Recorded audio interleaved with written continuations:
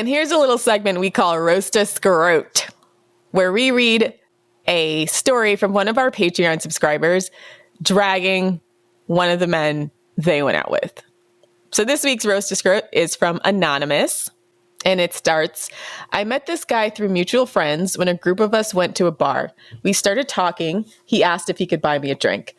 That first night we met, he seemed decent and friendly, but little did I know I was in for a wild ride with a McScroty in disguise.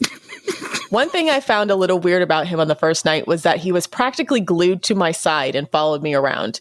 He even told me when he was going to the bathroom and said he'd be right back. I barely knew him, and I also wanted to hang out with my girlfriends too, but I brushed it off and chalked it up to him being a bit drunk, and maybe it was because he really liked me and we were hitting it off so well. He asked me for my Snapchat because he wanted to see me again. I was going to If he asked for your Snapchat and not your phone number, that's a red flag. I was going to say pull over, red flag. If a guy has Snapchat, red fucking flag.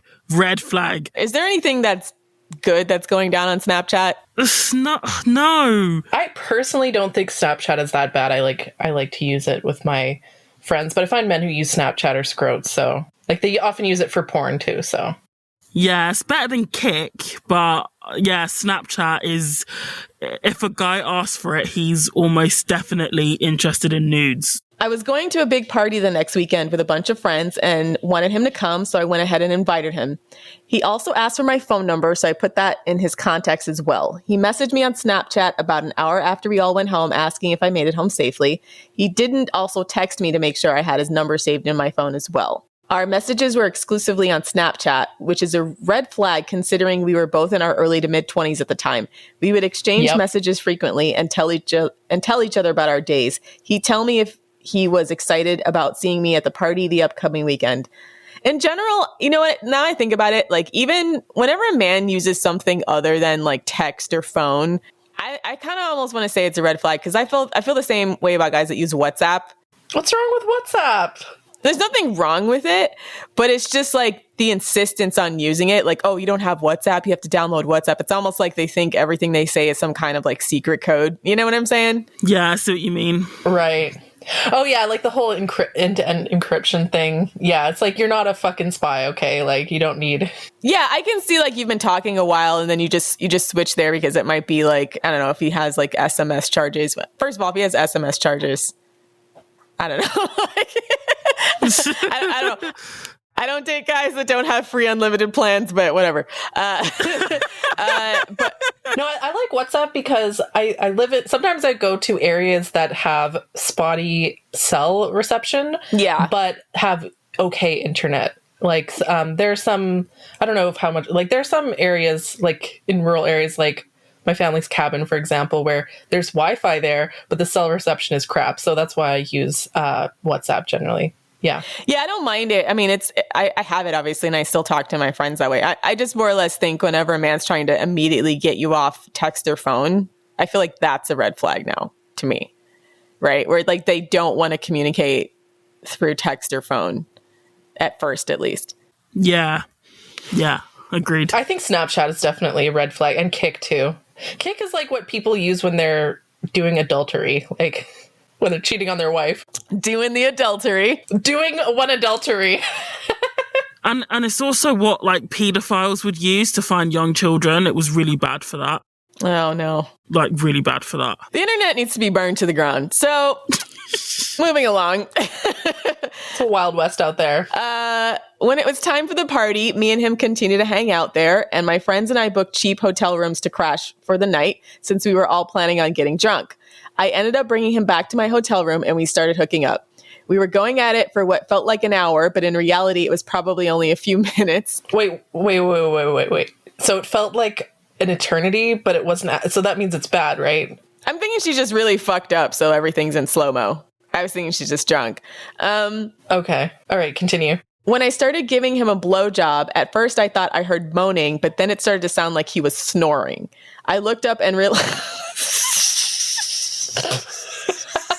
Oh my God. Girl. That's funny. Okay. I looked up and I realized he fell asleep in the middle of a blowjob. I didn't bother to wake him up since he was passed out cold and we were both drunk and I was exhausted. Never in my life had I had a guy fall asleep on me, so that was a first. Damn. I'm speechless. Yeah, I don't even know what to say at that point. Where do you begin? Does he have a condition or what? He must have been really drunk. He must have had like straight up whiskey dick. You know, he can't feel anything. Yeah. I still continued seeing this guy because we got along so well. He said he wanted to keep seeing me, and he asked me out on a date with just the two of us. Though the way he asked me seemed low effort, but back then I didn't know any better. He asked me what a beautiful girl like me likes to do for a date, and when I said I usually go to dinner at a nice place for a date, he asked me what kind of restaurants I like to eat at. I ended up choosing the restaurant, and he didn't tell me which location and time until 2 hours before the date was to happen. I got to the restaurant looking all dolled up with my makeup, nails, and hair done, and wearing my favorite springtime dress with heels, while he showed up wearing jeans, an untucked polo shirt with a logo from an old job of his, tennis shoes, a baseball cap with a beer logo, and a patchy beard that he was unsuccessfully trying to grow out. Yeah, that unsuccessful beard attempt. Is it like a pubic beard? Maybe like a soul patch? I don't know. Just patchy. Was it like a pube beard? Like, yeah, patchy. Just shave it off, dude. Like, mate, if you can't grow a full beard, just shave it. Just shave it. I was taken aback, but my clown self tried not to be too judgmental and hoped that maybe he didn't know any better. Aww. We ate dinner. He had at least 3 margaritas while I only had 1, and he paid for everything, including my parking, since it was in the downtown area. I was impressed, and he told me how beautiful I looked in my dress. Back then, I thought he was such a gentleman. There was a small outdoor concert a few blocks down he took me to, and when that was finished, he asked if I wanted to go to the bar nearby. I agreed, and he thought it was going to be too crowded and asked if I wanted to go back to his place and hang out for a bit. He led me straight to his bedroom. We didn't have sex, but we did make out for a bit. The whole him showing up and looking grubby, the whole time I'm just having flashbacks to a really bad date I had when I was, I think I was 19 or 20. And the guy, he was a landscaper. He just like showed up after work with like grass stains all over his pants and everything. And I had like looked super done up. I like did my hair. I was looking super fine. And then we went to a restaurant. It was a pizza place. And at the end, he's like, "Oh, I forgot my wallet." And I was like pissed off. So anyways, I paid for it. And then, and he was like, "Oh, I'm so sorry. I'll get it next time." In my head, I'm like, there won't be a next time. But it felt fucking humiliating to be like sitting all dressed up and like really beautiful. And he looks like grubby. Like there were other people looking at us like, I look way hotter than him. And it just looks wrong, right? I mean, it's just inconsiderate. Like, bathe yourself before you go on a fucking date. I don't understand. Bathe yourself before you go on a date. I don't understand why things like this need to be communicated to men. It's just like a sign of respect. And I know, I mean, I don't know how Canadian culture is, like American culture, sort of famously and informal. Canadian culture. It's very similar to American culture. I don't know. You guys are attached, literally. Okay, yeah, it's like it's informal in a lot of ways, but that, I mean, I feel like men take it to a new low sometimes, where it's just like, oh, I'm just gonna dress however. No, like most men know if you're going to a restaurant and it was like 7 p.m. Okay, like he had time after work to, you know, go home and change and stuff. So I don't know what the fuck was wrong with him, but that was very bizarre. Anyways, the whole like, I hate that scenario of like you take it, you know, you put effort in to look good for a date and then the guy shows up looking grubby, and then it's almost humiliating to be sitting across from a table with a guy who looks so beneath you. I know what you mean. He asked me out on a second date soon after, and we did have sex then, or at least try. He had trouble maintaining an erection, and he claimed he was nervous and afraid of disappointing me, claiming he's never had that problem before. Sure, lies. So this is like strike 2. Yeah. Lies. Does he have like porn-induced erectile dysfunction? That's what this sounds like. Probably. And whiskey dick. I'm held in suspense. I saw him again the next day, and he still had some trouble keeping it up. He can only stay hard when giving him a blowjob, so I just resorted to that. Girl. He also showed me a picture on his phone of something cool he made in his welding shop, and I noticed he had a couple of notifications from Kik pop-up. Kik was an app that was used by teenagers more than 5 years ago, and I had no idea what a 24-year-old man would be doing on Kick in 2020. Yes, exactly. Thank you. Right. Savannah's opinion is confirmed. Yeah. Savannah called it. More red flags started presenting themselves after. His ex-girlfriend, who was with him for 7 years, broke up with him 6 months before I met him. She would show up to the bar we all frequented. First time she came was about 3 weeks after me and him started dating, and this girl pointed her out and told me that she was his ex. He claimed she was only there because she knew he would be there, and she was trying to win him back. He said not to worry. She has some jealousy issues. That's like a weird triangulation thing for him to point that out. Yeah, that's what I was going to say. He says she has some jealousy issues, but he would never get back with her because she pulled some crazy stunts after they broke up. Once he had the audacity to ask me how he should respond to a text she sent him claiming he wanted my input. Okay, no. Triangulation. Yeah, that's triangulation. Yeah, can you help me figure out what to send my ex? Like, you're a grown man. Like, you can figure it out yourself. Or just block her. As he became more comfortable with me, his mask started slipping even more. And he eventually stopped asking me out on dates, but kept texting me consistently. He'd always send me good morning text with 30 emojis and then good night cutie text. He never got me a gift for my birthday, just sent me a happy birthday with several kiss emojis. Well, this guy has already shown he's low effort. I mean, he can't be bothered to like not look like a slob on a date. This is not a person who puts an effort or thought to other people. I noticed he'd often wear the same underwear, which were a very distinct color of boxer briefs, and I wondered how often he'd wash his underwear. What a douche. Ew. Never. Ew. He started revealing more of his drinking habits, and he'd have a bunch of empty beer cans on his back porch and in his pantry. His house began looking more like a frat house, and he was 24 and not of college age. He started stacking all these empty beer cans into a pyramid and displaying them on his mantle above the fireplace. He thought it was cool, and also one week he revealed he was drinking beers alone in his car at his lunch break during work. That's trashy behavior. That's like, okay, you know in like college how some guys will decorate their freaking dorm room with like empty beer cans and alcohol bottles? It's like a freaking crow with a bunch of like garbage, a pile of garbage. Like, look at my hoard of treasures. My final straw was one of the nights he made plans with me. He spent the whole day drinking in the parking lot of his job after he clocked out. Somehow managed to drive home and told me he couldn't make it because he got way too drunk and was tired home. Yeah. He shouldn't be driving home that drunk. No. Irresponsible. Yeah, this is a guy with a problem, clearly. I told him that it was rude on his part, and he agreed and said that he was sorry, but I didn't want to hear anymore. I left him on red and went out with some girlfriends. The next day we hung out in a group again, when I dumped him on the spot, he told me how angry it made him that I left him on red and to never do that again because that made me a major B word. He said he felt like I painted him out to be a bad person because I called him out on his drinking. A couple of days later, he messaged me saying he was no longer drinking at work and didn't want to drink every day anymore. I was tired of his manipulation and sent him a long paragraph calling him out on his disrespect, and then I deleted him on Snapchat so he could see my message but couldn't reply. He had a beer belly, back knee, and a pube beard. I cringed at the low standards I had as a pick-me and learned not to meet guys with a beer can pyramid as decoration at their house. I spent too much time worrying about what was wrong with me when this guy stopped putting in effort. Never again. Well, I'm glad you broke up with him, sis.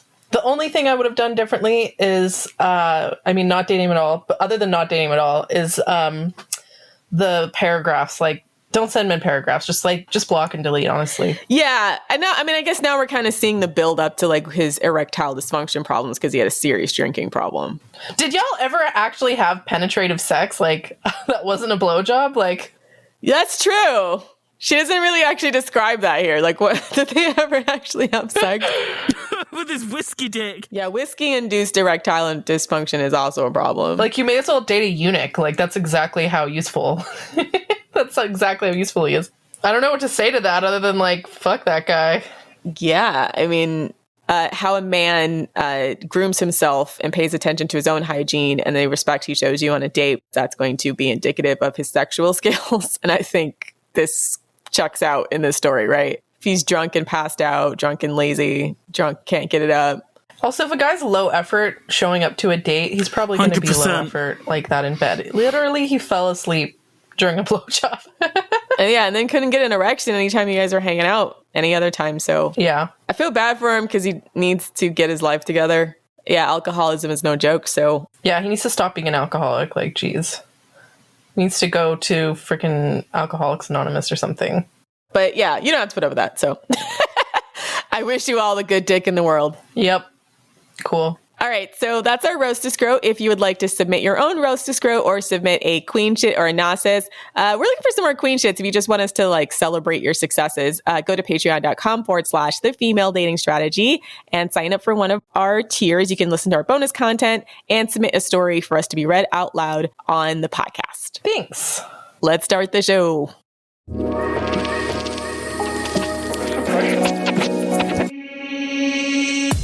What's up, queens? Welcome to the Female Dating Strategy Podcast, the meanest female-only podcast on the internet. I'm your host, Ro. And this is Savannah. And I'm Lilith. And today's topic, why going 50-50 in relationships is a scam. Yeah, so this is one of the more controversial FDS-isms, even though, like, I can't believe we haven't talked about it on the podcast yet, because I almost take it for granted that men should pay for dates. It's probably our most controversial one, to be fair. This is the point that gets the scrotes backs up the most. That when they see FDS, they're like scrolling through something, oh my gosh, she expects me to pay for a date? Like, you would think that we were asking for like 10 litres of their blood. But we're not. We're just asking to pay for a date. You think we were asking for a kidney or something. Yeah, but no, it's just... And I believe one of the earliest posts to go viral on FDS was about men paying for dates. So this is OG FDS. Like vintage, inaugural FDS. To be fair, it's not just men where this gets their backs up. A lot of women, for some reason, think that it's a flex on the patriarchy to whip out their wallet on a first date. And I'm like, sis, if you knew what men thought about women who pay for dates, yeah, you wouldn't be thinking that. So I have zero idea why the concept of women going 50-50 on dates or paying for themselves became some kind of feminist frontier.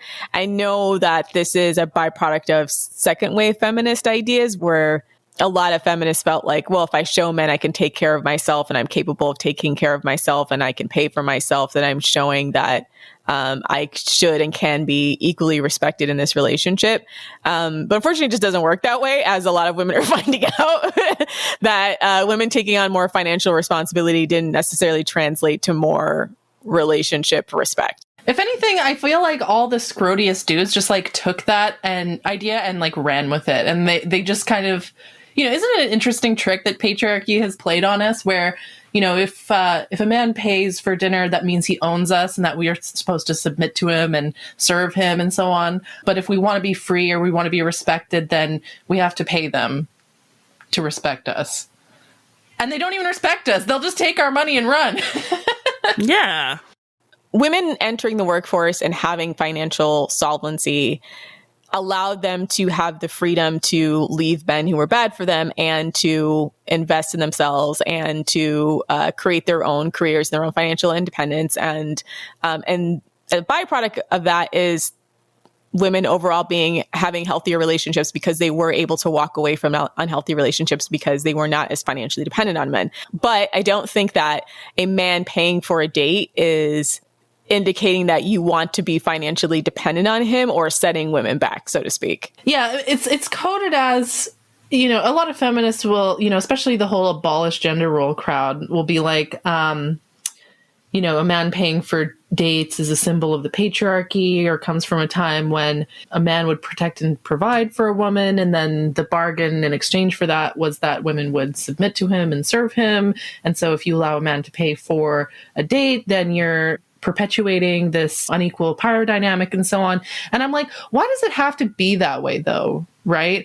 Like, I see it when a man spends money on me, I see it as like he is a vassal paying tribute to a queen and I'm the queen. So, I mean, ladies, you really got to reframe your mindset around, you know, men spending money on you, because just because he spends money on you doesn't mean you owe him anything. Doesn't mean he owns you. It's just him earning his keep, quite frankly. And like we said on our Twitter, it's very odd to me that it's not feminist to expect men to pay for dates, but sex work is feminist, right? Yeah. So we keep talking about this. Well, yeah, why is it feminist for a man to pay for your OnlyFans, but not a man to pay for your dinner? Why is that considered regressive? Yeah, you're really giving, you know, patriarchy the middle finger by having OnlyFans and being a porn star, really. This is why we keep saying that liberal feminism is some kind of psyop that makes no sense, because they don't seem to have thought through all the implications of, on one hand, asserting like a woman shouldn't have to be financially dependent on a man and you should be able to show that you're independent, and then promoting the idea that women should be financially dependent on men, specifically in the sex trade. So they need to get like their ideology worked out, because shit makes no sense. Yeah, it's wrong for women to be financially dependent on men, unless she's a prostitute or a porn star, in which case 100% you go, girl. That's, empowering and feminist. Yeah, it's very strange. I don't know. I think it's just a hodgepodge of ideas that men figured out how to cherry pick and promote as the primary face of feminism. Basically what I feel like happened, because this is men are some crafty bastards, ladies. They're some sneaky bastards. They are. We talk about how media, and specifically liberal feminist media, but also a lot of men's media, especially in the form of like comedians, or I guess comedians would almost be like the original manosphere before we really had the internet.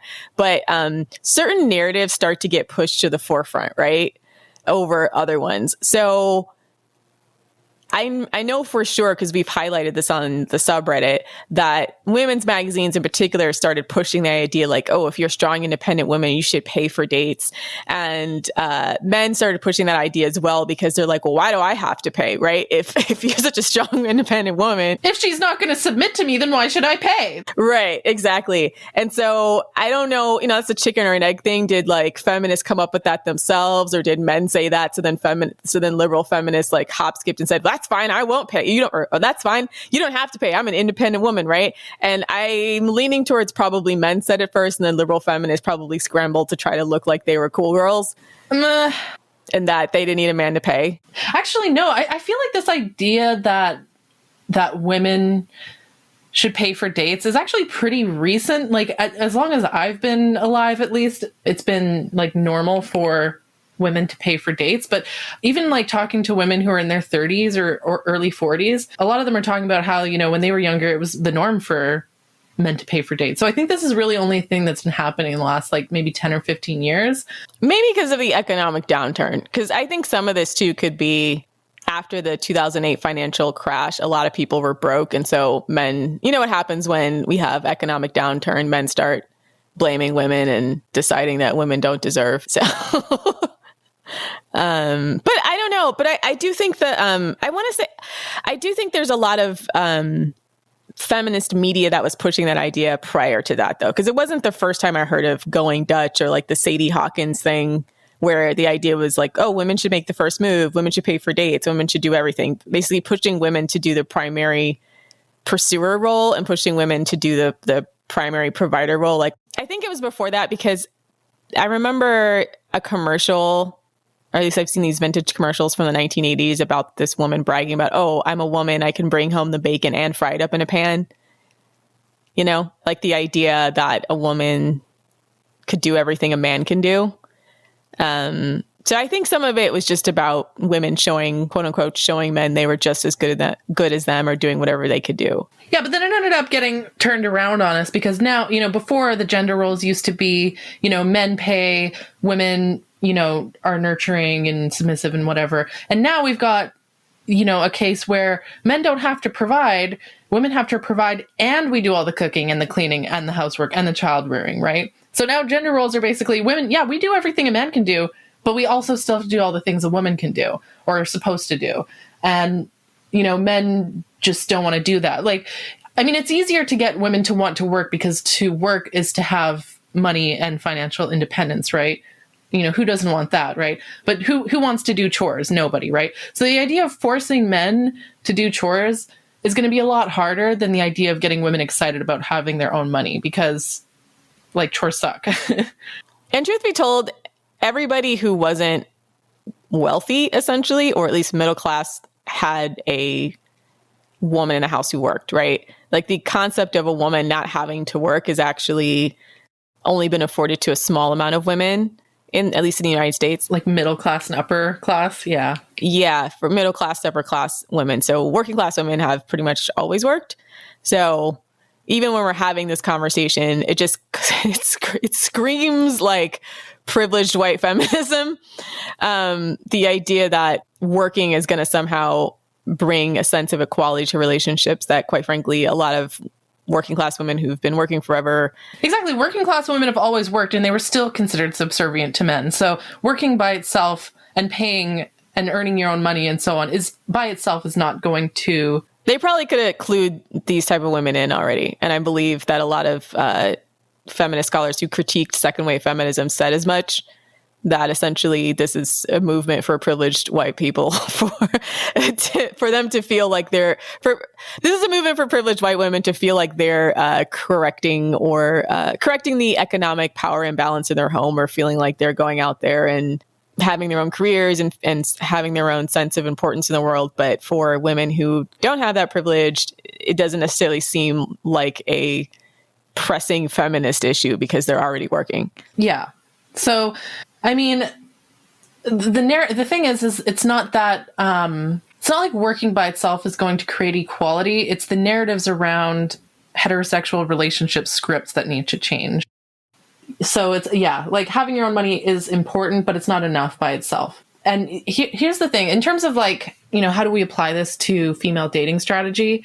It's pretty much a given in FDS that like, men should pay for dates. Like, in fact, I think it says in the handbook that generous men are non-negotiable. And when we're talking about generous men, it's not just about financially generous men. We want men who are generous with their time, their effort, their affection, and other things as well. And I've definitely noticed a correlation in my relationships between men who are cheap, like stingy, don't want to spend money, tight-fisted, and men who are emotionally tight-fisted. You know what I mean? I find like men who are, they tend to have this attitude of like wanting to get something for nothing. They don't want to have to contribute, having to spend money or spend time or emotional energy on something they see as a loss or as there something being taken away from them. But they're completely happy doing that to other people. They're always looking for a deal, always looking for a bargain. They're always haggling over every little penny. Yeah, those guys are annoying. Yeah, those guys are annoying, right? Like the kind of guy who, will happily receive a, PlayStation or whatever on their birthday. The kind of guy who expects their girlfriend to buy them a PlayStation on their birthday, but then when her birthday... But then they'll get her nothing. But then they get her nothing because they don't believe in gifts or something, right? Yeah. Right? They don't believe in giving gifts, but they believe in receiving gifts. Exactly. Yeah. Like guys who want something for nothing, right? And is kind of the personality type that I find is associated with men who are cheap, but also men who are takers in relationships. They're happy for you to serve them and cook for them and, do things for them and spend money on them and all that kind of stuff, but they don't reciprocate. And so I find if you, as a woman, if you're looking for a relationship that's reciprocal, a man who offers to pay for dates, for example, is a really good indicator of his future behavior in the relationship. So let's then start from the beginning, which is the first indicator that a man's going to be generous is that he offers to pay for your date. This is often confusing to people who sort of casually browse FDS because they look at this as a regressive gender role, or they say things like, just because a man pays for a date doesn't mean he's high value. My ex paid for dates and he was an abusive man, et cetera, et cetera. We are not saying by any means that just because a guy pays for a date means that he's high value. But if he doesn't want to pay for a date, that's an automatic low value. Automatic low value, automatic red flag. It's almost like paying for a date is the bare minimum. It isn't something that women should be getting excited about, because I've seen, women on the subreddit saying, oh, this guy paid for a date and he turned out to be low value. I was like, well, yeah, because paying for a date is the bare minimum. That doesn't make him high value per se, but it's like the bare minimum. Just like him, showering is the bare minimum. Him paying for a date should be the bare minimum. Yeah, like my ex showered, but he turned out to be abusive later. Doesn't mean that a guy showering is automatically high value, but a guy not showering is automatically low value. It's definitely low value, yeah. And there's no coming back from that. Yeah. The absence of this is the problem. Yeah. So yeah, and then obviously there's guys that financially overextend themselves because they're love bombers. So they like to pretend like they're ballers, et cetera, et cetera. And then they like to try to invest. They like to invest a high amount early on in the relationship to quote unquote get women hooked. So I think sometimes when women are responding to our suggestion that men pay for dates negatively, they may also be recalling the times when men overinvested financially early on and it turned out to be a bait and switch. Yeah, bait and switch, or indicator of a person who was going to love bomb them and manipulate them, get them hooked on them, be flashy, etc. So all we're saying is that the absence of a man's willingness to pay for a date is a red flag. Huge red flag. Yeah. And keep in mind that the way that it starts is how it's going to continue. Men very seldom become more generous over time. Yeah. They might they're either going to remain the same amount of generous or they're going to become less generous over time. And so if he's starting out being not generous, it's either going to stay the same or it's going to get worse. So you want a guy who starts out being generous, because then hopefully he'll remain generous. Sometimes he might become a little less generous, in which case that's a future problem that you're going to have to deal with. But you want him to start out being generous because, we've seen way too many horror stories on Reddit, for example, where, a woman says, oh, I'm like 7 months pregnant and, my husband earns 4 times as much as me, but, he expects me to go 50-50 on the rent, even though, I'm on maternity leave and I make way less than him. And, he expects me to split, the baby expenses, or even worse, I've seen stories where the man says, well, you wanted a kid and I didn't. And so all the baby expenses are your expenses. Like that's for you to pay for, right? And you can live in my house and that's it. And even like longer term as well, there are stories where a woman will be like, I've been married to my husband for 20 years and he's never taken me on a date. Ever. And it's like, you think after 20 years, he's going to start being generous? Narciss. The ship sailed and is probably in the shipyard broken 25 years ago, mate. Like, it's not coming back. Yeah, the ship caught on fire and sunk to the bottom of the ocean. It's at the bottom of the Atlantic, just, rusting away. It's not coming back. So next to Leo DiCaprio's character in the Titanic. Jack. Oh, poor Jack. Anyways. But no, my point being that you have to keep in mind not just how your relationship is now, but how it's going to be in the future, especially when things like pregnancy or, raising kids and stuff. Because, even if he goes 50-50 on the childcare, which let's be real, most men do not, he can't go 50-50 on childbirth, right? It's not like he's going to carry the baby for 4.5 months and like nurse it with one of his tits, okay? Tag team you in. All right, you go. I mean, his dick and asshole is not at risk of being ripped in half by childbirth. Like, if that was the case, then yeah, fair enough, go 50-50. If men, if their pelvises were, broken or fractured or their assholes were split, yeah, fair enough, you can go 50-50. But that doesn't happen. It's not even just about what happens to your physical body, although that does matter too. But also consider that your earning potential as a woman, when you get married or when you have kids, actually decreases. When a man gets married or has kids, his earning actually increases. It goes up. And sometimes the income, or like a woman's income or earning potential, it never recovers. There are so many women who remain part-time workers, and this also causes problems for them down the line, especially when they come to retirement because they haven't paid enough into a pension pot. So to go back to our first point about men paying on the first date, a lot of men will try to lowball you because they want to quote unquote feel your vibes together before they commit to a real date or before they commit to whining and dining you, etc. First of all, that is the marker of a man who probably serial dates. So if you're following our FDS strategy, we usually tell women to do some kind of Skype date or call date to basically make sure that he looks like his picture, you look like your picture, that you can check your vibes there, and then not leave your house specifically unless he is going to commit to an actual date. But on the topic of the serial dating, are they really serial dating though? Because the men who have put up the most resistance about paying, for a date are also the ones who say they struggle to get dates. Well, I think it's a lot of the red pill guys in particular who are averse to paying for dates because their entire strategy is to cycle through as many women as possible. And that's why I said serial daters specifically, because these are the type of guys that want to lowball on dates so that they can be fuckboys, right? No commitment dates, low effort dates, hey, let's grab drinks. Quantity over quality.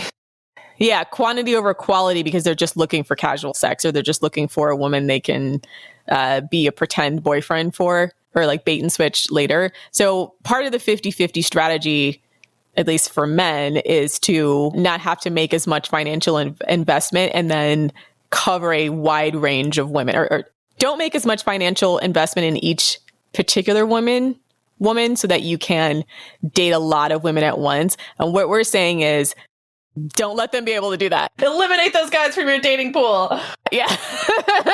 Make them invest. Yeah, weed those guys out really quickly from your dating pool and look for the guys who are a little bit more focused, because then they're going to be very careful about the women they actually take out on dates and they actually meet, right? Because they're not just casting a wide net for casual sex. They're looking for a woman who they specifically enjoy time with, who they potentially see a relationship with. So specifically the strategy where we suggest that women always make sure that men pay for dates if they're going to see a man, and that they not agree to any dates that are not actual dates, is to weed out all of these types. Weed out the men who are trying to cast a wide net to date a lot of women.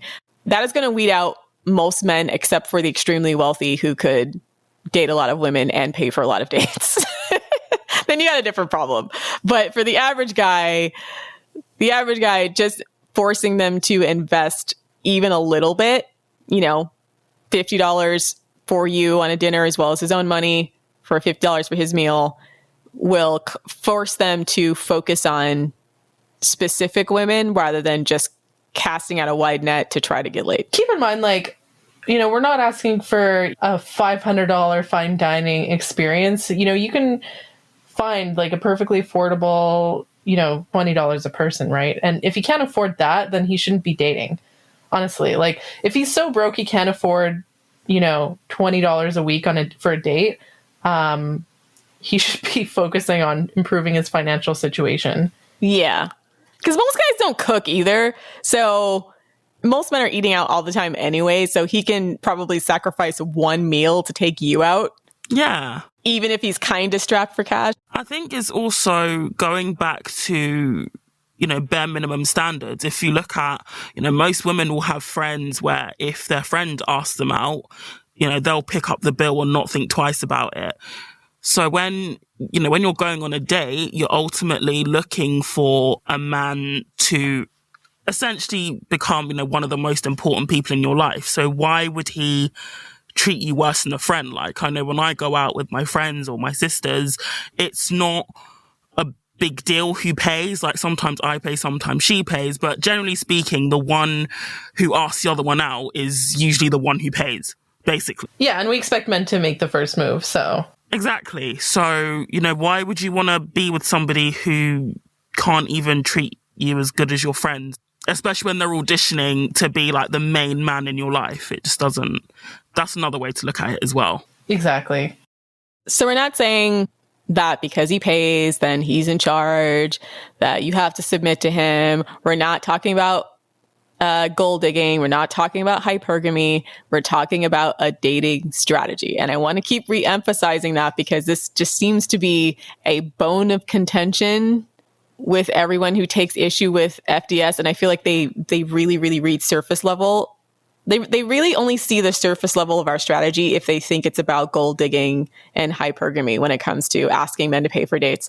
Or they see it and then it just reminds them of what their all existing biases are or their existing experiences are and think, oh, that wouldn't work for me. Or, feminists will look at that and think, oh, well, historically, men paid and women submitted. And so if you want a man to pay, that means you want to submit. No, that's not what we're saying at all.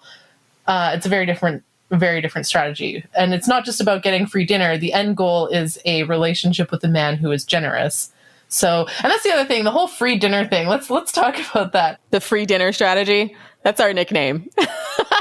Okay, let's dissect it because guys who think that women go on dates just for free dinners, first of all, women don't do that. Like we don't, we can pay for our own food. It's not like we're out there like begging for free dinners. And we don't need a man to get free food. Like if I wanted free food, I'll just go home and just, leech off my parents for a week. Like my mum will make me whatever I want at home and the food is good and she's not gonna you're going to be blowing up my phone angry that I didn't have sex with her. So why would I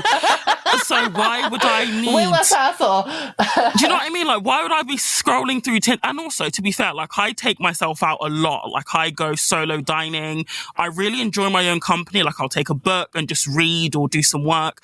So, when guys like, it's free dinner strategy, it's like, it's more stressful going out with a guy than just ordering a takeout for yourself. It's actually more stressful. Yeah, that's exactly it. Like, why would I risk, potentially getting fucking kidnapped or, sexually assaulted or even murdered? A lot of guys do, well, a lot of guys do that on dates, but it does happen, okay? Why would I risk that for a free dinner when I can just order takeout by myself, right?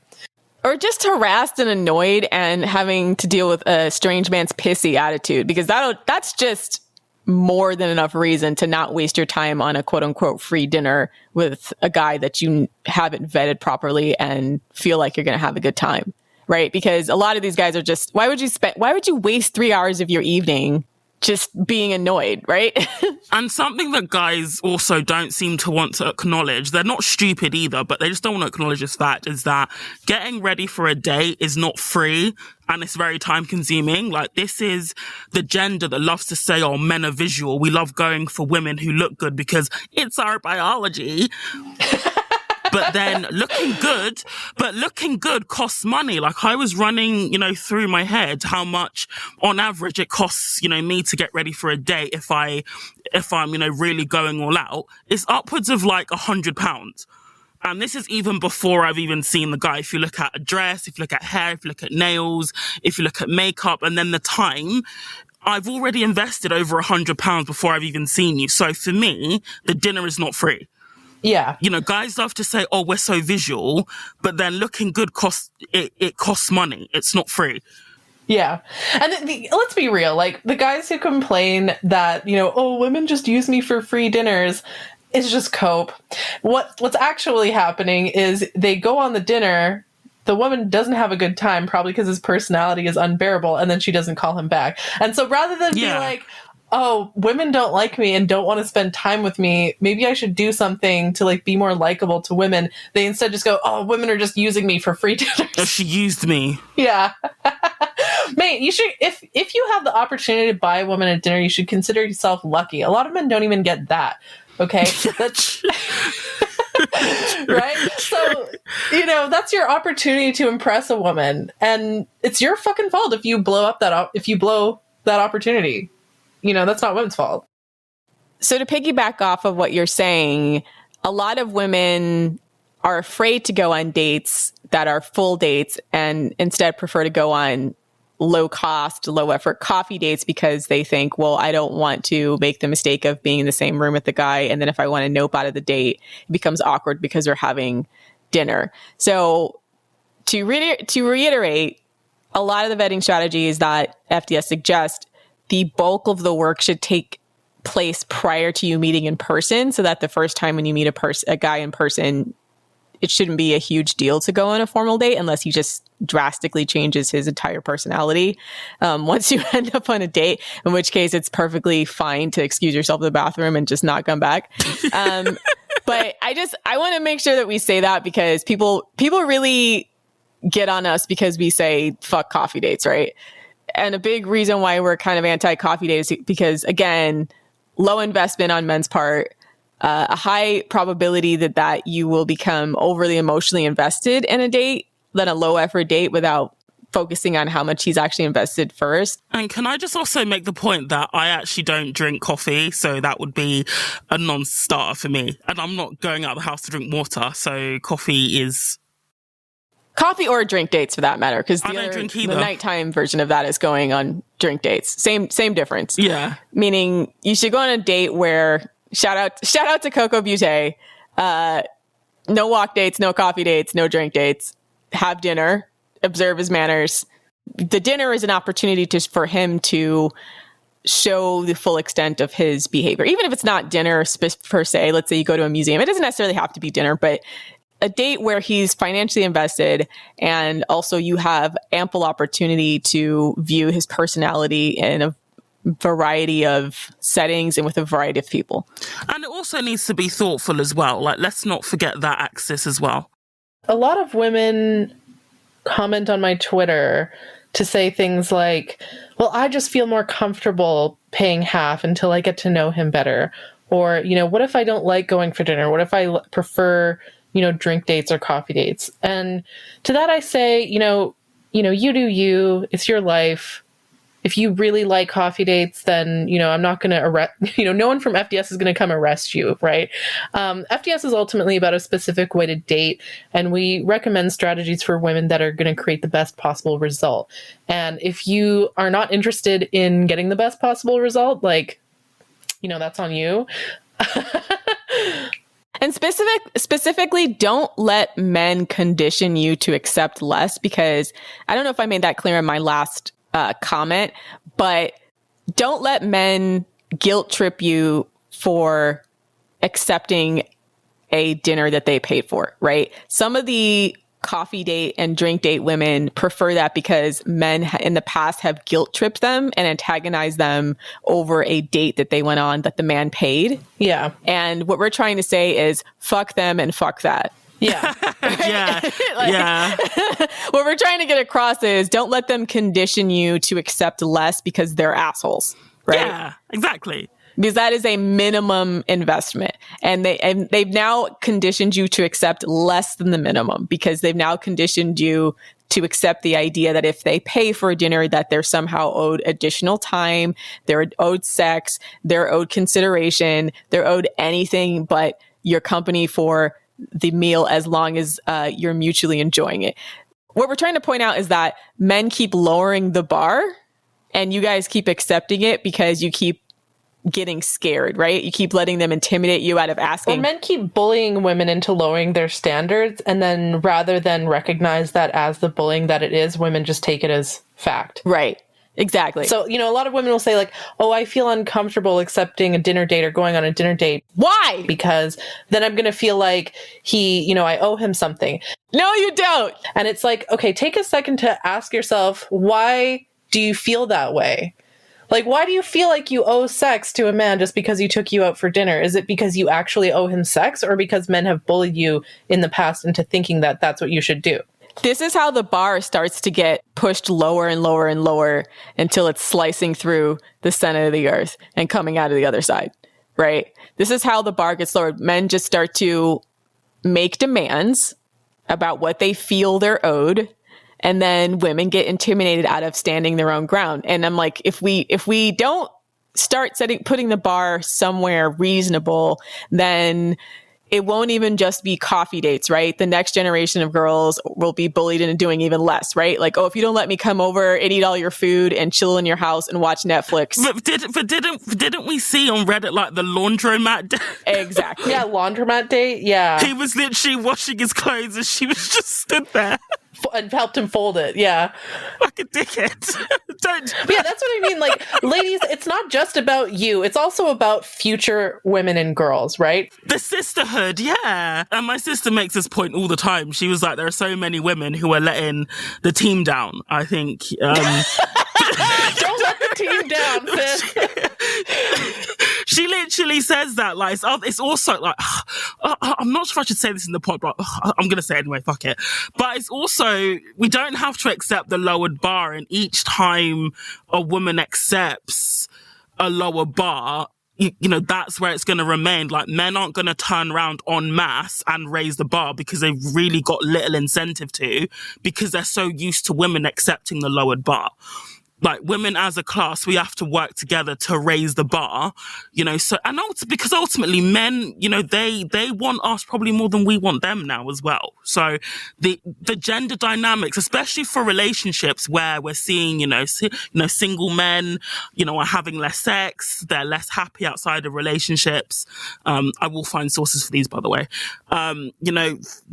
It's really in our favor to raise the bar, because eventually it's either they're going to have to meet the new standard or they're just going to die mad and alone. So this has been a point of contention, I think, in the last generation or so, since we got rid of formal gender roles, and that men and women don't have rules of engagement, and it's all about how you feel or quote unquote communication. And in the absence of expected behavior, men have just dragged the bar as low as it can possibly go, because their whole attitude is like, I shouldn't have to do anything because we're equal now or whatever, right? But the idea is you have to create some kind of standard. Otherwise, men will literally do the absolute bare minimum. And if you're not actively advocating for yourself as a woman and creating situations that are advantageous for yourself, then you'll keep being convinced to do things that do not benefit you, right? And the suavest men and the slickest men will convince you that lowering your bar will benefit you when it actually benefits them. So what we're doing is a course correction and pointing out that every time you do something that is less beneficial to you than the alternative, and you stop doing it out of fear, then you're letting men win, right? You're letting men set a tone that does not benefit you, and you're letting them set the parameters in which you engage with them, which is never going to benefit you as a woman. They have no incentive to do that. Like, men as a collective are going to do everything in their power to try to keep the bar for men as low as possible and to keep the bar for women as high as possible. Remember, like, for women, the bar has never actually been higher for women. Like, not only do you have to put on a first date, you also have to pay for him. You have to fuck like a porn star and look like a porn star. You got to cook and clean for him. You have to do everything, right? And so women have never been higher value than any point in history now. True. And men have never been lower in value than at any point in history. So, you know, we need a bit of a course correction here. We need to raise the bar for men. I mean, keep the bar high for women, but maybe, you know, you don't have to do as much for men as men will have you think that you have to do. Yeah, they worked out a sweet deal for themselves here in the name of quote unquote feminism. They cherry picked all the parts of feminism that would benefit them the most. Yeah, and also understand, ladies, like, you got to really embrace your power, okay? And that's the other thing is, like, these women who say, oh, I don't feel comfortable, you know, going on a date where he pays for it because then I feel like I'm going to have to owe him sex. That really tells me a woman who has been, like, really been, like, ground down to the ground, like, in terms of her self-esteem. She has poor boundaries. That sounds like someone with poor boundaries. She has poor boundaries, poor self-esteem. A lot of these women I talk to, I get the impression they just have really, really low self-esteem. Like, they literally just think that they don't deserve that. And when I try to talk to them to be like, girl, you're a queen, he's a vassal, he should pay tribute to you, blah, blah, blah. Like, they seem to get a little bit hostile to that because they're not used to being told that they are amazing and that they deserve to be treated well. Or maybe it's, like, painful because you don't even have to be amazing. You just have to be a woman. And the reason being is because you will always be taking on more risk in that situation than men will, right? And you will always have more, you'll have more to lose than a man has in that situation. Not just that, honestly, this might be controversial, but I just think women are inherently more valuable than men. Especially, like, the way that women are right now relative to men. You know, like, men love to complain about, like, women are seen as inherently valuable and men have to work to be seen as valuable and men are disposable and blah, blah, blah, blah, blah. And it's like, yeah, you are. If they want to have value, they have to work for it. That's just kind of how it is. Like, I don't know if you've ever been to a farm, but every time a cow or every time a calf or a kid or a lamb is born, first thing the farmer does is check between the legs. If it's female, yay, it has value. If it's a boy, ugh, another boy. Like, yay, boo. Yeah, it's like, if it's female, yay. If it's male, boo. We don't need another one of these, right? To the glue factory with you. Exactly. Yeah. So, understand, like, biologically as a female, you are more valuable. Okay. And that's the thing. Like, women have been conditioned our entire lives. Women have been conditioned our entire lives to think that we're worthless or that we have no value because we're women. Understand that this is only a thing in humans. This is a complete social construction that patriarchy has put upon women. But we need to like go back to our roots, because in no other species is this the case. In literally every other species on Earth, the females are more valuable than the males. That's just a fact. And also, men really care about what women think. This is the reason why FDS gets such a big reaction. If we look at, say, the Dick Size Matters post that still incites sadness into the hearts of scrotes to this day. Great gnashing of teeth and depression. You know, they really care what women think. Even women they supposedly write off as femcells or that nobody wants. They really care what we think as well. So, I mean, they're literally biologically programmed to care about female approval. Yeah. Because again, in nature, males want to be chosen by women. In nature, men are the pick-me's, okay? They want to get picked. Their entire survival and ability to pass on their genes is dependent on being picked. 10,000 years of patriarchy can't undo, millions of years of evolution. Men want women to approve of them. Yeah, so that's what I mean, ladies. Like, embrace your power as a woman. Like, when you say things like, "Oh, I don't feel comfortable," or I feel like I owe him this, or blah blah blah. That just sounds to me like you haven't embraced your power as a woman. You need to just be aware of that. And dating will become such a smoother and more pleasurable and more rewarding experience for you once you recognize that power. Simply the fact that men want us more than we want them, that alone gives us power. And even as a human being, you have a right to want and expect things. And this is, I think, partly due to female socialization, that we are conditioned to make ourselves small and that we don't have any needs or expectations. Whereas if you ask a man what he wants out of a woman, he will present a laundry list. He will not hesitate to tell exactly what he wants. Yeah. He won't. And the thing is, it will be like, what do you want? Split second later, he has the list out. He'll be, reading you the riot act, as my dad says. But women, we just, I don't know, like even as a human being, you have a right to have expectations and, needs, especially in, when it comes to dating, which, as I've touched on before, is the person that you choose to be in a relationship with is probably one of the biggest decisions you'll make in your life. You have the right as a human being, to want and expect certain things. And again, the way men have twisted the narrative to say that a woman who wants and expects certain things, like a man to pay for dinner or to pay for dates or to treat her well, she's a gold digging hoe. When it's like, well, no, it's normal, to want the person you're in a relationship with to add value to your life. That is normal. A man wouldn't be with a woman unless she was adding something to his life. Yeah. He wouldn't be with her. If she was just a complete liability, didn't find her attractive, he would be out of there quicker than, Usain Bolt from the start line. Yeah. So it is normal to want... Someone on Twitter made a really funny comment, like, no, like, this is so discriminatory against people who don't add value to your life. Like, it's so hateful to want people who add value to your life. That's so unfair and discriminatory to those who decrease value in your life. Oh, well. I smell a pour.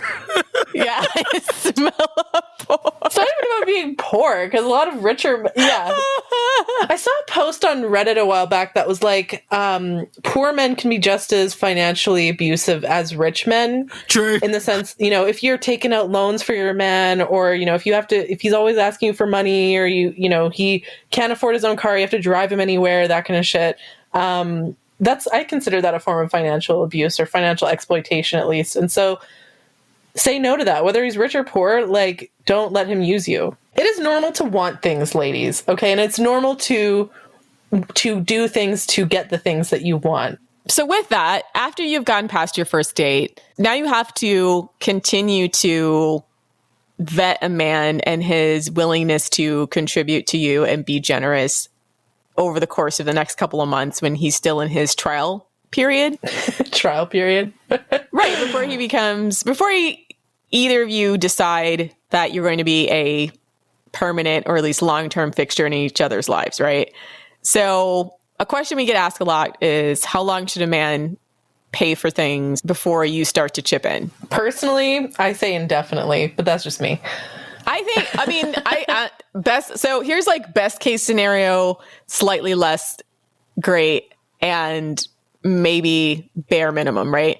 So best case scenario, he pays for everything. Obviously, if you can get yourself a baller who got long money, especially if you know he has money. If he has money and he doesn't pay for dates for you, immediately dump, because that's a guy who is, again, not generous.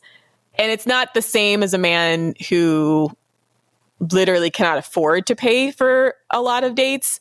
It's a man who can afford to pay for a lot of dates, but chooses not to because he's testing you, or he's trying to, he's showing that he's like creating a barrier between you and him financially, or he's trying to just disrespect you, basically. Yeah. Like, don't end up in a situation where, say, a guy owns his own house and then you go there and you pay half of his mortgage. Yeah. And he has money, right? He can pay for it. He's just trying to set it up so that you are investing more of your money. So you're subsidizing his life. You're subsidizing his lifestyle.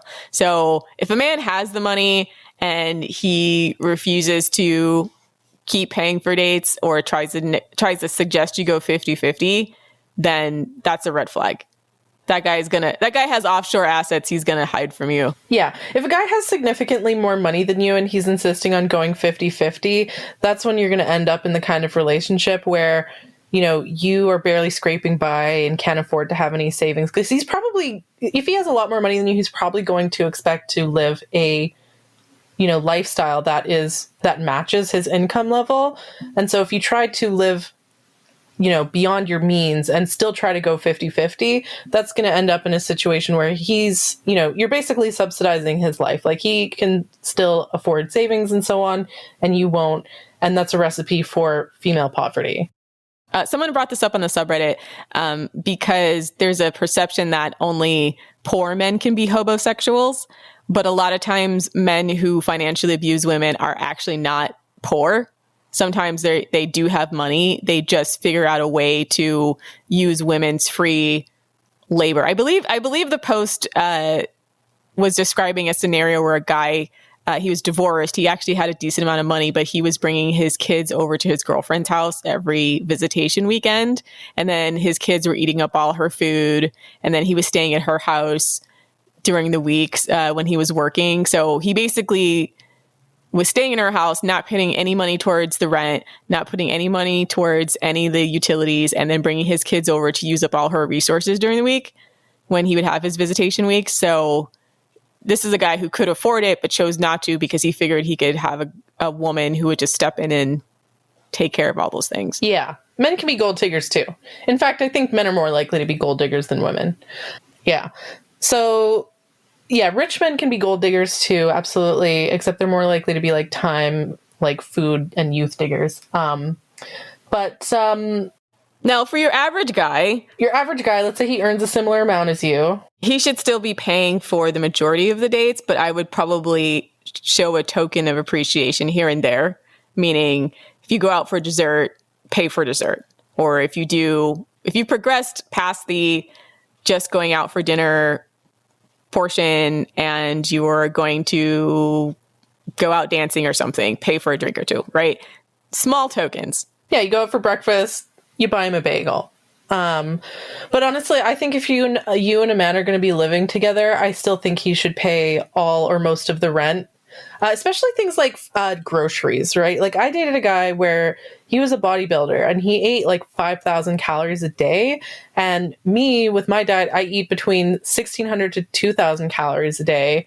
So he was quite literally eating more than twice as much as I was. And I was cooking it. And he, at the beginning of the relationship, he wanted to go 50-50 on groceries. And, you know, I'm looking at this grocery bill and I'm like, no, like, that's not how it's going to happen. You know, you pay for the groceries, and since I'm making it, that, you know, that's fair. Okay. So that was basically our compromises, since I was doing, you know, and he's not a very good cook, and I actually love to cook. I like food. I like to cook. So since he was paying for it all, that was fine. But no, I would never go 50-50 on groceries with a guy, because guys generally eat more than women, even if he's not a bodybuilder. Just on average, men eat more than women, and women are more likely to actually cook it. So I think men should pay for the full grocery bill, always. Yeah, it's always to your strategic advantage if he pays for pretty much everything. I think it's just a matter of what your financial situation is versus what his financial situation is.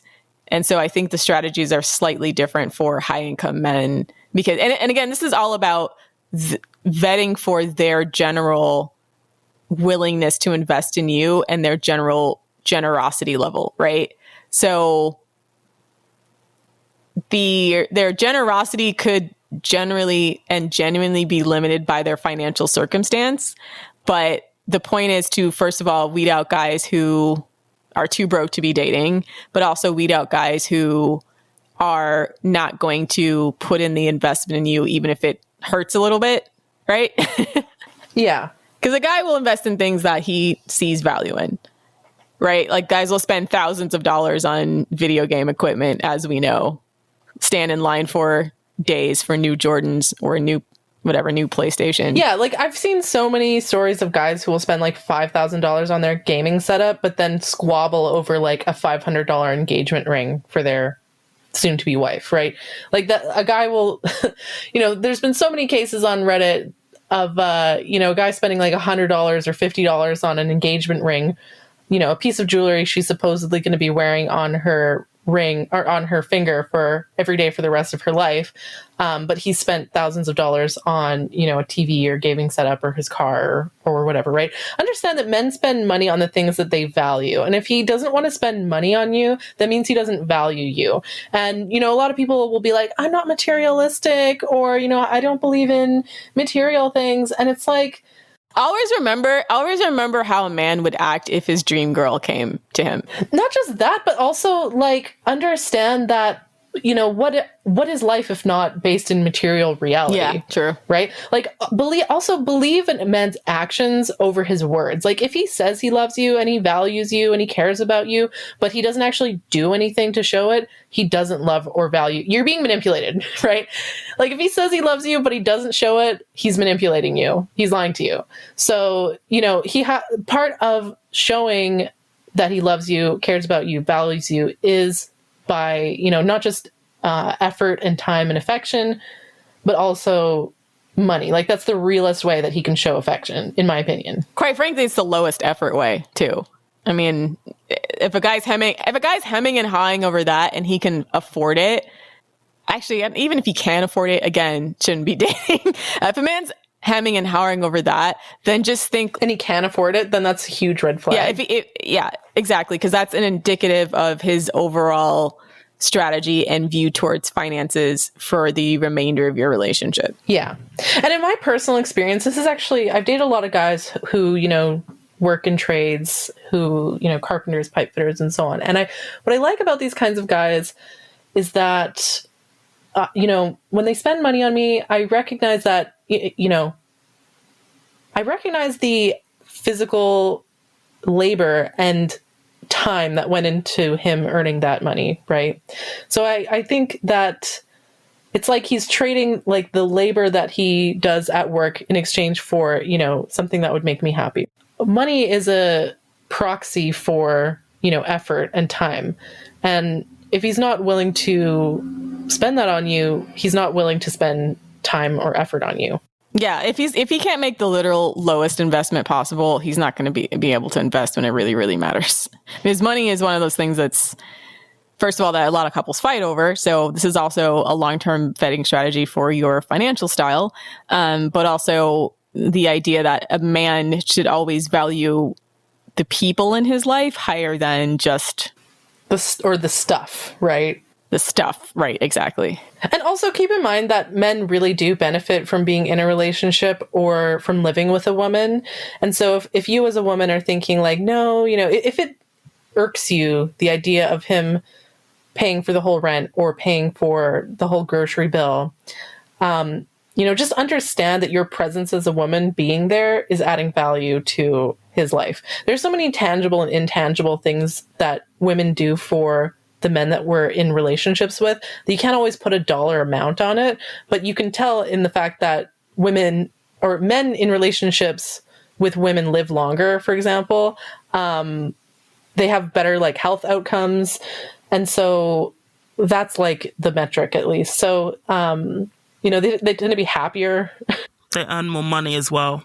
That's the magic, but also opportunity cost for women is just higher, right? Because realistically, we have a shorter window of reproduction, right? So I always look at it like a man more or less has to recoup your time some way.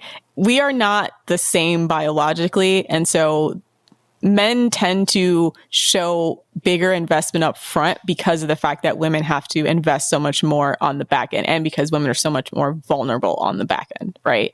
Especially after we have a guy's children. We're more financially vulnerable, we're more physically vulnerable, we're more emotionally vulnerable. So it's not just, some abstract idea that a woman should just be pampered, even though I don't necessarily have a problem with that idea, like a queen, but there's also a very practical reason for it, and that you will have to invest so much more in the back end for a man than he will have to invest on the front end to recoup for that. Women should be more entitled, honestly. Women are the opposite of entitled. Men like to say that women are entitled, but I think we're actually not entitled enough. Not entitled enough, not by a long shot. Yeah, men are way fucking too entitled. Men need to be less entitled. Women need to be more entitled. And that's how we're going to achieve equality, ladies. It's projection, and it's not even about, I mean, for me, like when, men like to say, oh, what about equality when paying for dates? I just say, honestly, I don't care about equality. I care about equity. The problem with equality is that it still favors the advantaged group because they've had an advantage for centuries. Like when you start talking about equity, you then start introducing, different rules, different resources, for the group that was historically oppressed. So we need to start thinking, more in terms of equity as opposed to equality, especially when it comes to men, because equity is the reason why liberal feminism is such a mess. Thinking that we can be exactly the same as men, we can split everything down the middle and it will be fair. And it turns out that it's still highly unfair. So you need to start thinking about what's equitable. If I've already, paid or invested time and money into getting ready for a date, the bare minimum is that you should pay for it or pay for the food. But also the risk. And the risk. Just the risk both on the front end and the back end. So women take on more physical risk every time we deal with a man. Every time we deal with a man, there is a risk of rape, of physical abuse, and up to and including murder. These are things that men do not have to take on as risks, right? So upfront risks between men and women are inherently unequal, right? So when they talk about equality, they have to completely ignore massive differences in both reward and risk. Also, like straight up, I don't even care about equity. I care about maximizing female benefit. What you got to understand, ladies, is that nobody else is going to care about you and your life and your interests more than you. No one else in your life is going to advocate for you more than you. You cannot rely on men to have your best interests at heart, because men are always going to advocate for themselves. They're always going to put themselves first. A high-value man might, put others before them. But generally speaking, humans are... but you have to rely on yourself and advocate for yourself. You have to be self-reliant and advocate for yourself. And a lot of people say like, oh, that's selfish, that's horrible, blah, blah, blah. Tough. That's life. That's reality. Okay. So knowing that you're living in a world where everyone is going to be advocating themselves, if you are the one person not advocating for yourself, you are going to get screwed. And that is why you have to be willing to privilege yourself, even if other people think that you shouldn't or that it's not fair. And I think where FDS steps in is that we teach women how to advocate for themselves, because sometimes women do think they're advocating for themselves because they've been fed a line or a line of thinking. They've been tricked. They've been duped. They've been tricked. They've essentially been bought into a narrative that's bullshit, right? So a lot of women would feel like, I'm paying for the date. I'm showing him I'm a strong, independent woman. How is draining your bank account, privileging yourself in any way? It's not.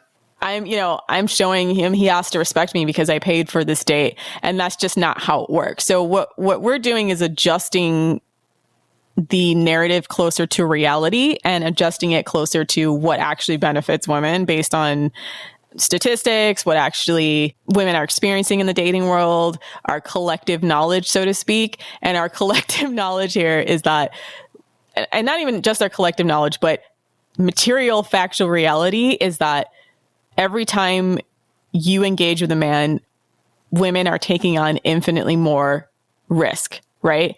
Physical, mental, sexual, whatever. Any type of interaction you have with a man, the risk and the burden is generally put on women. So when you try to approach things from an equal standpoint and you don't account for those risks, then you are not actually equal, are you? Because you're starting from a less privileged place to begin with, right? And then you take on the fact that the rewards are likely to be lower, because we have already kind of discussed about how women tend to invest a lot more in their relationships as far as emotional, sexual, physical. Yeah, the mental load, anything else that basically makes life worth living. Women do that. So caregiving and so on. Caregiving, etc. So men are doing less of that, and they're riskier to deal with. Yeah. So why would we pay money to be around them? Exactly. Why would we do the exact same things that they do and call that equality when our risks and rewards aren't the same? That's why 50-50 is stupid, because it's never 50-50. Straight up, they should be spending money on us to incentivize us to even breathe the same air as them or to even interact with them. Yeah. Exactly. Because they benefit more from it and we don't. And so there needs to be that extra incentive for us to even deal with them. And men will complain and men will bitch about that and say it's transactional or call us whores or whatever, and let them cry. Honestly, like, just let them cry. Like, you don't allow their bitching to stop you from advocating for yourself. Yeah, just ignore the noise. A lot of it is projection anyway. And if you are a gold digger, well, so what? If they think you're a gold digger, who cares? Like, yeah, who gives a shit? If you're happy. I honestly don't even apologize for it. If someone thinks you're high maintenance or that you look like a gold digger, that you're acting like a gold digger, wear it like a badge of honor, ladies, because that is what they do to shame women into lowering their standards. And keep those standards high. Honestly, wear it as like a mark of honor, to be honest, because it means that you have standards and expectations of men, which you should have. Yeah, if that's what you want, we're never going to standard shame you unless it's too low. Then we'll shame the shit out of you. We'll embarrass you for that. But if it's outrageous, be like, all right, do you? I don't think that anything that a woman could ask for a man, unless it causes him like bodily harm, obviously that's outrageous. But for the most part, yeah, like anything that a woman might want from a man is not enough, frankly, like financially speaking. She always could deserve more. I want a toenail clipping from Mike Tyson's tiger. Yeah, maybe that's ridiculous, but maybe. I want you to break into O.J. Simpson's house and steal his Heisman Trophy. Yeah. Can a man even claim to love you unless he's willing to break into O.J. Simpson's house? Yeah. For you? I'm going to throw my phone in front of a moving train and you have to snatch in front of it. Prove your loyalty to me. Yeah, again, bodily harm, that's not okay. But yeah, money, it's like you can always get more of it. It's not, he's not literally bleeding or dying from it. So whatever you want, ladies, it's not too much. Never feel like you're asking for too much. Yeah, it's not too much. So to summarize what we're talking about, if he makes significantly more than you and he doesn't want to pay most of the bill, red flag, jettison. If a man makes around the same amount of money as you, it's a nice gesture to show a token of appreciation here and there by paying for small ticket items. But given that the risks and rewards for men and women are not the same in relationships or even on dates, it's still strategically advantageous to expect him to pick up the majority of the tab.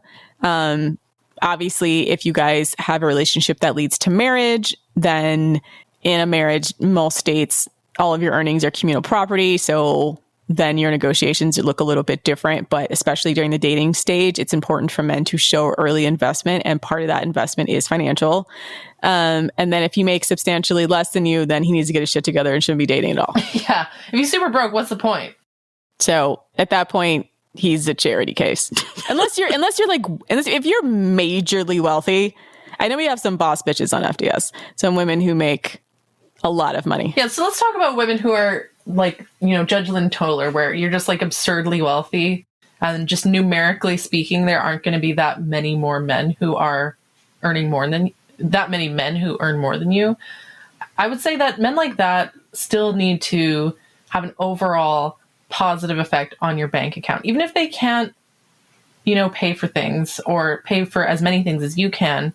Judge Lynn told us about how her husband, he, she doesn't have to worry about like filling up her gas tank. So he does all the little errands that would normally take up time. So that frees up her time so that she can continue to earn more money, right? So a man who earns significantly less than you still needs to add value to your life in such a way that he has a net positive effect on your bank account and isn't just being like a sugar baby. And that's assuming that you make a lot. If he makes less than you and you don't make much, fuck it. Yeah. That's when it's time to start looking for men who can positively financially contribute. But even then, it's not like Lynn Toller's husband, he's an accountant, so it's not like he's unemployed, right? So he's still... You don't want a mooch. You want a man with his own career. You don't want a guy who's just sitting around being an idle mooch. You need a man who is determined to walk his own path in life and contribute positively to you. Because, maybe something happens and you can't be the breadwinner anymore. Maybe you want to take time off to raise your kids. There's lots of things that could happen that could potentially make the financial burden shift to the man more heavily, and you need a partner who you feel can come in and fill in that space. Because men, as a general baseline, don't contribute to relationships intangibly as much as women do. Men are just in general more likely to have a net negative effect. Women in general are more likely to have a net positive effect. And so, yeah, like men you do need to make a conscious effort to contribute. Otherwise, it's like, what's the point, right? For you as a woman, that is. But I wanted to make one last point about but what about equality kind of thing, right? A lot of women need to understand that men don't see a woman paying as impressive. A woman, we might like it when a man pays, but men don't see it the same way, right? I find in general, the men who get the most excited about a woman paying are the men that you need to stay the fuck away from. A guy might be neutral about it. If he's neutral, that's fine. Or if he thinks like, oh, that's all right, it's a bonus, but it's not mandatory, that guy's probably fine. If he's very much turned off by it because he sees it as emasculating, that's also a red flag. But a guy who gets really excited about a woman who pays for things is the kind of guy that you need to stay away from, because they're usually like pretty much like the con men types where they're looking for a target, right? You think about, the Dirty John story is a really good example. This guy, Dirty John Meehan, had been fresh out of prison. He was looking for a new target and found Deborah Newell, who was very wealthy, a businesswoman. She had her own money, earned more than him like many times over. And he saw her as a piece of big game. But yeah, so men who get really excited about women who pay are generally, not only are they low value, they're actually negative value. Like they're actually actively toxic. Like they're the ones that are usually the most harmful in my personal experience, because he's not looking at you as, oh, what a strong, independent woman. I really love that she, can pay her own way in life. They're not respecting you. In their eyes, they have dollar signs. They see you as a target, someone that they're going to exploit. And so if a guy gets really excited about you paying, fucking run. Okay? You're going to be saving yourself a lot of pain and a lot of financial exploitation that way. Yeah, agreed. Yeah. And this is actually pretty important for low income women as well, because I know for low income women, you can get benefits and things like that. And it's much harder for single men who don't work to get benefits. It's obviously varies by state and country, but don't let him like come eat your food stamps and shit. Like if it's supposed to be for your kids, you know what I'm saying? So able-bodied men who can't figure out how to make more money than you. It's like, what the fuck is wrong with you? Patriarchy already privileges you so much. How can you fail in a system that is designed to benefit you in every way? Exactly. There's probably something wrong with him if that's the case. And just a final point as well, I know you've touched on financial abuse before, but especially lower income women, is, another thing you need to be wary of is, bad credit. Unfortunately, like lower incomes is often tied to poor credit. So you'll see women taking out loans, being on, rent agreements because they're like, oh, my partner can't get credit. And I'm not going to get into what a disaster that is, but just be aware of if you are, dating a low income man, he also comes with a credit rating that if you choose to continue that relationship, that will have a knock on impact on your ability to progress. Because if your partner has poor credit, forget about a mortgage. If you want to get a loan, it will be a lot more expensive if you get it at all.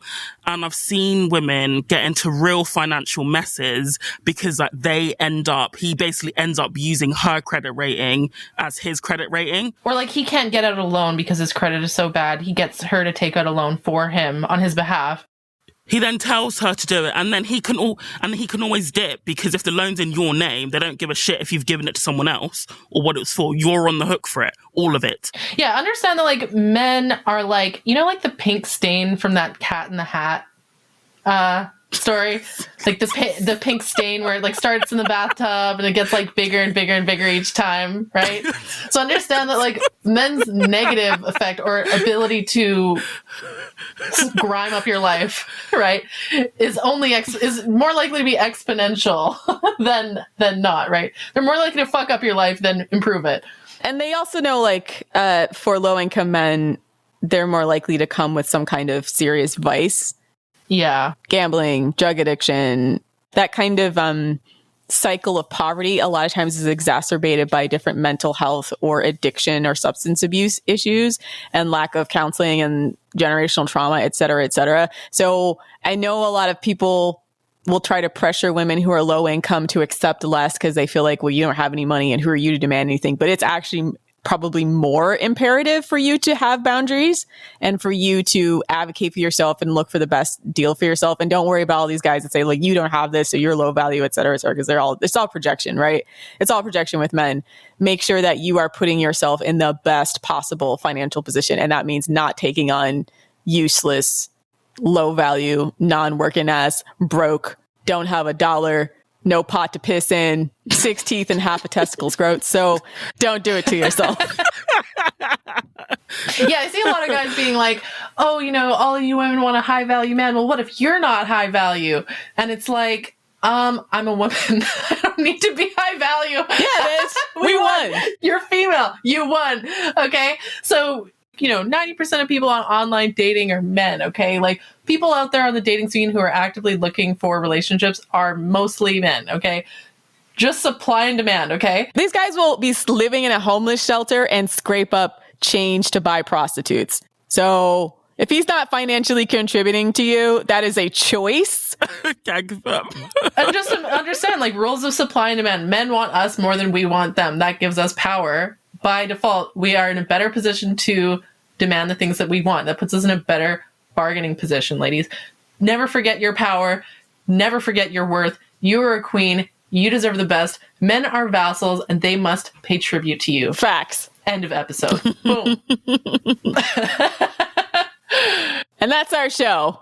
Please check out our website at thefemaledatingstrategy.com, as well as our bonus content on our Patreon, patreon.com/thefemaledatingstrategy. This past week, we dragged this sex advice columnist / porn star, Stoya, for her really terrible advice regarding a woman whose husband liked to have wild sex parties without her, with men. So if you're interested in hearing that, check out our Patreon, pay for our lurker mode, and also follow us on Twitter at fem.strat for more female dating strategy goodness. And we all have Twitter accounts too, so you can look us up there. Thanks for listening, queens, and get a job, you broke ass scrotes. See you next week.